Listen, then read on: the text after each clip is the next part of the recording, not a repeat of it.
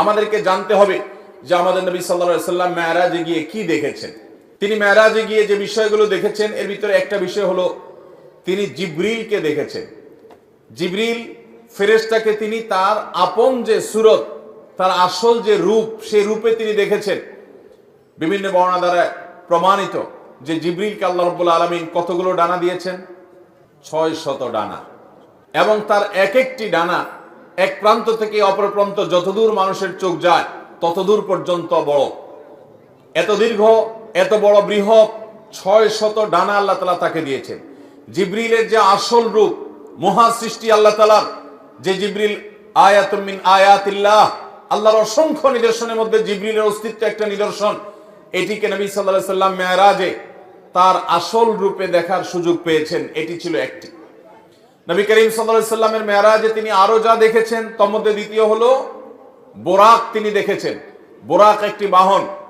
এই বোরাক এটা ঘোড়া এবং গাধা এগুলোর সমজাতীয় কাছাকাছি পর্যায়ের এক ধরনের একটা বিশেষ বাহন, যেই বাহনের সমজাতীয় আরেকটা বাহন পৃথিবীতে নাই। এটা নবী করিম সাল্লাল্লাহু আলাইহি সাল্লামের জন্য আল্লাহ তাআলা স্পেশাল পাঠিয়েছেন।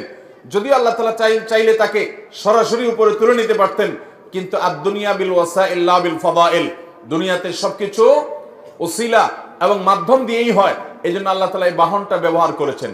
আল্লাহ তাআলা এই বাহনের মুখাপেক্ষী না, এটা ছাড়াও তিনি তার বান্দাকে নিতে পারতেন। তো এই বোরাকের সাক্ষাৎ নবী সাল্লাল্লাহু আলাইহি সাল্লামের সাথে হয়েছে।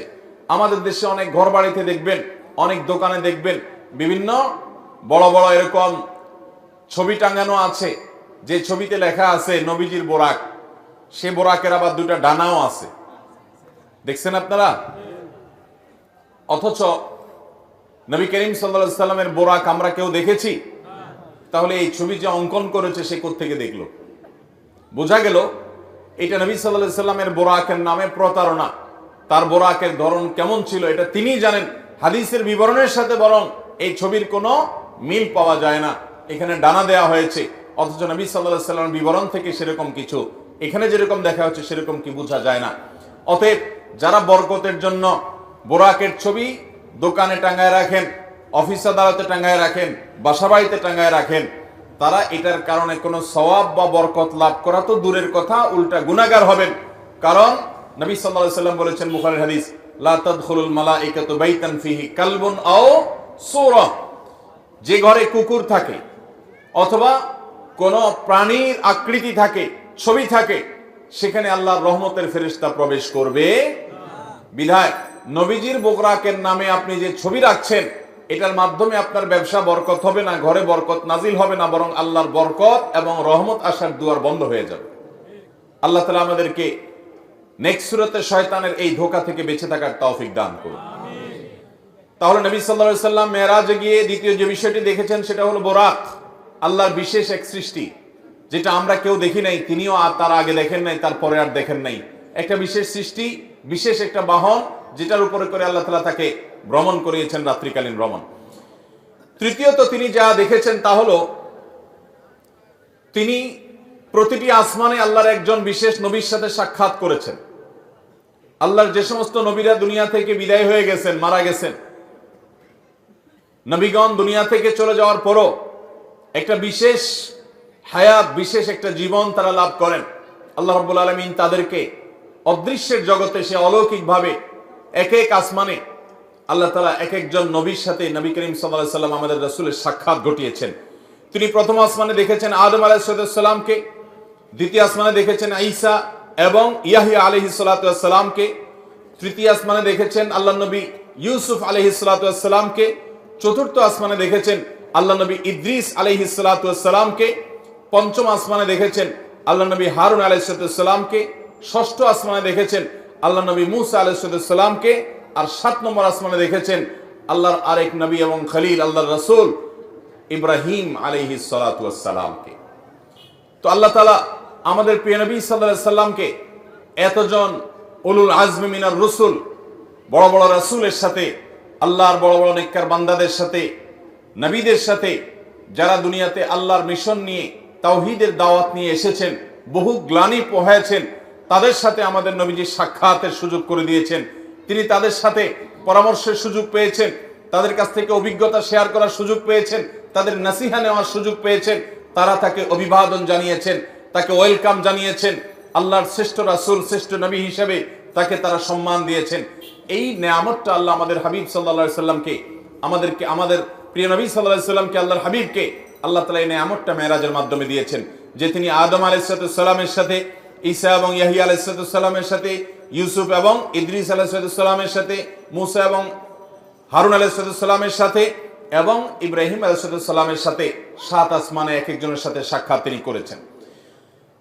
চতুর্থত আমাদের নবী করিম সাল্লাল্লাহু আলাইহি সাল্লাম মেরাজে যা দেখেছেন সেটা হলো, আল্লাহ তাআলা সূরা কাউসারে বলেছেন, ইন্না আ'তাইনাকাল, হে রাসূল আমি আপনাকে দান করেছি কাউসার।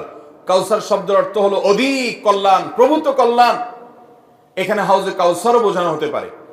হাউজে কাউসার যেটি আল্লাহ তাআলা আমাদের নবীজিকে দিবেন কিয়ামতের ভয়াবহতম দিনে, যেদিন পিপাসায় মানুষের প্রাণ ওষ্ঠাগত হওয়ার উপক্রম হবে, কিন্তু মৃত্যু তো আর হবে না।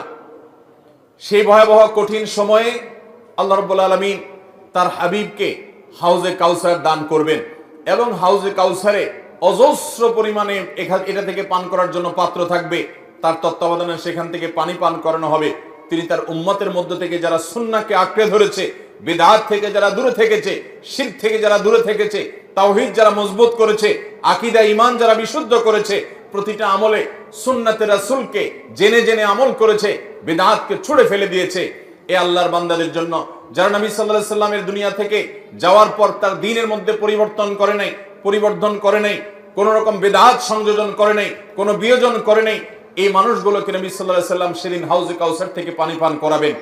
সেই হাউজে কাউসার আল্লাহ রাব্বুল আলামিন মেরাজে নিয়ে জিবরিলের মাধ্যমে নবীজিকে দেখিয়েছেন, তাকে দেখার সুযোগ করে দিয়েছেন যে এই সেই হাউজ, যে হাউজ আপনাকে দান করা হবে কিয়ামতে ভয়াবহ সময়ে আপনি যখন মানুষকে পানি পান করাবেন, সেটা তিনি মেরাজে অবলোকন করেছেন।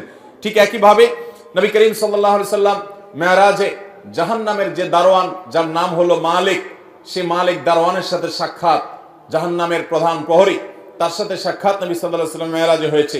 বাইতুল মামুর নামে একটা মসজিদ, একটা ঘর আছে যেটা 7 আসমানের উপরে, এবং যেটা বাইতুল্লাহ, যেটা মক্কাতে মসজিদুল হারাম, এই মসজিদুল হারাম কাবা ঘরের ঠিক বরাবর উপরে একেবারে 7 আকাশের ঊর্ধ্বে বাইতুল মামুর নামক এই মসজিদ সেখানে স্থাপিত আছে।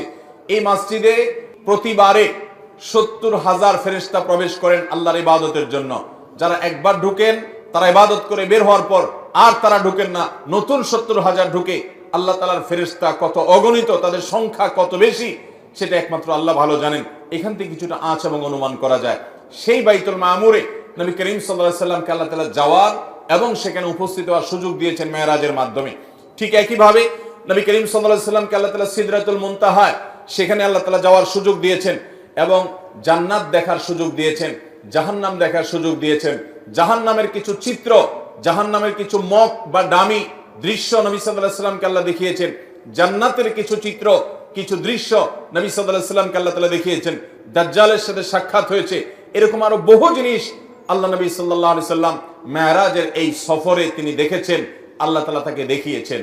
নবী আলাইহিস সালাম এই সমস্ত আল্লাহর কুদরত, আল্লাহর সমস্ত আয়াত দেখার পর দুনিয়াতে তার সেই আমাল হুজুন, তার যে পেরেশানির বছরের যে পেরেশানি, তার স্ত্রী হারার যে বেদনা, তার সহায় হারা চাচা হারা যে বেদনা, তায়েফের মানুষের কষ্ট দেওয়ার যে বেদনা, মক্কার মানুষের কাছ থেকে নিগৃহীত হওয়ার যে বেদনা, এই সকল বেদনা লাঘব হয়ে নতুন করে আর আল্লাহর তরফ থেকে ঈমানের চার্জ নিয়ে তিনি আবার পূর্ণদমে দুনিয়াতে এসে আবার দাওয়াতি কাজ চালু করতে পেরেছেন, আরম্ভ করতে পেরেছেন।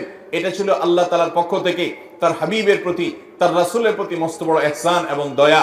আল্লাহ রাব্বুল আলামিন আমাদেরকে প্রিয় নবী সাল্লাল্লাহু আলাইহি সাল্লামের এই মেরাজ থেকে শিক্ষাগুলো গ্রহণ করার তৌফিক দান করুন।